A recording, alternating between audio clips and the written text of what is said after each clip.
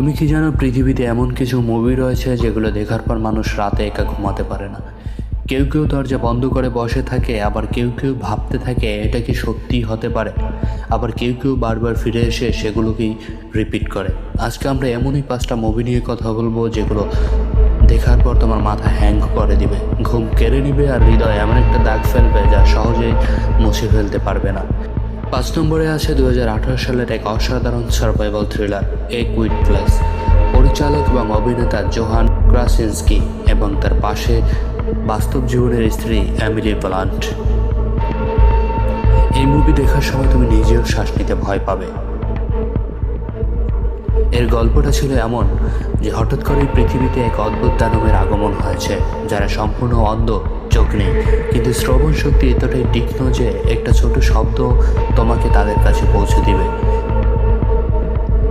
এমনই এক মুহূর্তে একটা পরিবার বেঁচে আছে, নিজেদের পুরো জীবন পরিচালনা করছে নীরবে, ইশারায় ইশারায় কথা বলে এবং খালি পায়ে হেঁটে। খাবারের প্লেটও বিছানার উপর রাখে যাতে আওয়াজ না হয়।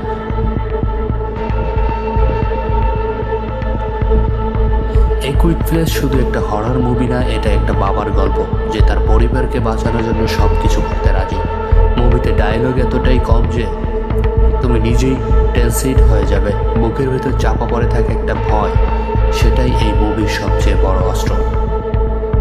জোকার। 4 নম্বরে এমন একটা মুভি রয়েছে যেটা দেখার পর তুমি ভাবতে বাধ্য হবে কে আসলে পাগল, আর্থার নাকি এই সমাজ। জোকার 2019, পরিচালক টড ফিলিপস। এই মুভির গল্পটা এমন ছিল যে গোথাম সিটি এক ভাঙা বিষণ্ণ শহর। আর্থার ফ্লেক নামের এক হতভাগ্য মানুষ যে স্বপ্ন দেখে হাসি দিয়ে পৃথিবীকে সুখী করার। সে একজন কমেডিয়ান হতে চায়, কিন্তু সমাজ তাকে পদে পদে লাথি মারে। মা অসুস্থ, চাকরি নেই, মানুষ তাকে নিয়ে হাসে। সে একটা মানসিক রোগে ভোগে, অকারণে হেসে ফেলার রোগ। এই হাসি তার সবচেয়ে বড় অভিশাপ। কিন্তু একদিন সব কিছুর একটা সীমা থাকে।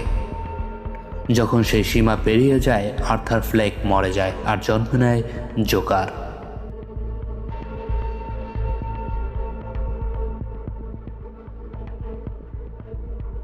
এই মুভি তোমাকে একটা ভিলেনের সাথে এমপ্যাথি অনুভব করাবে। তুমি জানবে সে ভুল করেছে, কিন্তু মনের গভীরে একটা অংশ বলবে সমাজ কি তাকে এভাবে তৈরি করেনি।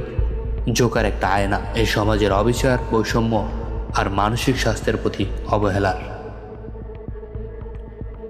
ভ্যাটিকানের সবচেয়ে অন্ধকার রহস্য, দ্য নুন। 3 নম্বরে এমন একটা মুভি রয়েছে যেটা দেখার পর অনেকে রাতের আলো নিভিয়ে ঘুমাতে পারেনি, দ্য নুন। কনজার্নিং ইউনিভার্সের সবচেয়ে ভয়াবহ অধ্যায়। এই মুভির গল্পটা ছিল এমন যে 1952 সাল রোমানিয়া একটা প্রাচীন দুর্গ, যেখানে একটা কনভেন্ট আছে। সেখানে এক তরুণ নুন রহস্যজনকভাবে আত্মহত্যা করেন। ভ্যাটিকানের একজন প্যারিসেন্ট ফাদার বাঙ্ক এবং একজন নোভিটিয়েট সিস্টার আইরেন এদেরকে তদন্তে পাঠায়। কিন্তু সেই দুর্গে পা দেওয়ার পর থেকে শুরু হয় এক ভয়াবহ অভিজ্ঞতা। দেয়ালে অদৃশ্য হাতের আঁচড়, নিজে নিজে খুলে যাওয়া দরজা এবং সেই বিভীষিকাময় মুখ। ভালাঙ্ক এক শয়তানি সত্তা। সে নুনের রূপ ধরে থাকে কারণ পবিত্রতার আড়ালে অন্ধকার লুকানো সহজ। দ্য নুনের ভয় হলো সেই ভয় যেটা তুমি অনুভব করো যখন তুমি একা থাকো এবং মনে হয় পেছনে কেউ আছে। দ্য কনজার্নিং। এই মুভিটি সত্যি ঘটনা অবলম্বনে নির্মিত।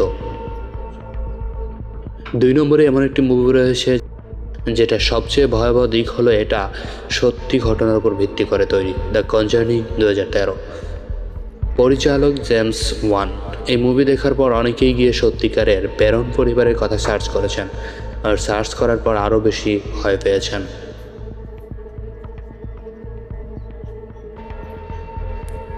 ইনসেপশন। স্বপ্নের ভেতর স্বপ্ন, কোথাও বাস্তব, কোথাও মায়া। 1 নম্বরে এমন একটা মুভি রয়েছে যেটা একবার দেখলে তুমি বারবার দেখতে চাইবে এবং প্রতিবারই নতুন কিছু আবিষ্কার করবে, ইনসেপশন 2010। Christopher Nolan. এই মুভির গল্পটা ছিল এমন যে ডোম কপ পৃথিবীর সবচেয়ে দক্ষ ইন্সট্রাক্টর। সে মানুষের স্বপ্নে ঢুকে তাদের মনের গোপন তথ্য চুরি করে নিয়ে আসে, কিন্তু একবার তাকে দেওয়া হলো উল্টো কাজ, চুরি করা নয় বরং বপন করা। Robert fisher.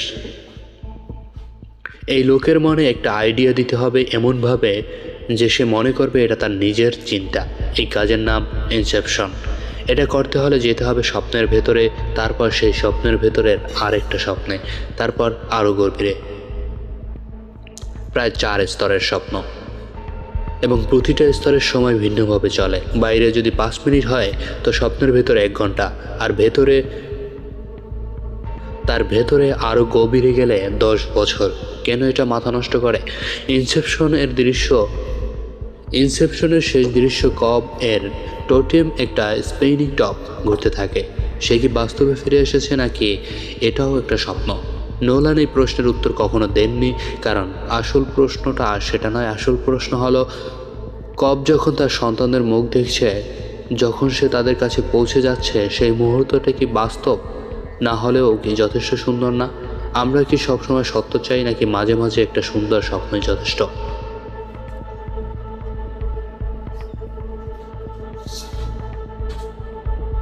You mustn't be afraid to dream a little bigger, darling. এই একটা ডায়লগে বলে দেয় ইনসেপশন শুধু একটা মুভি না, এটা একটা দর্শন।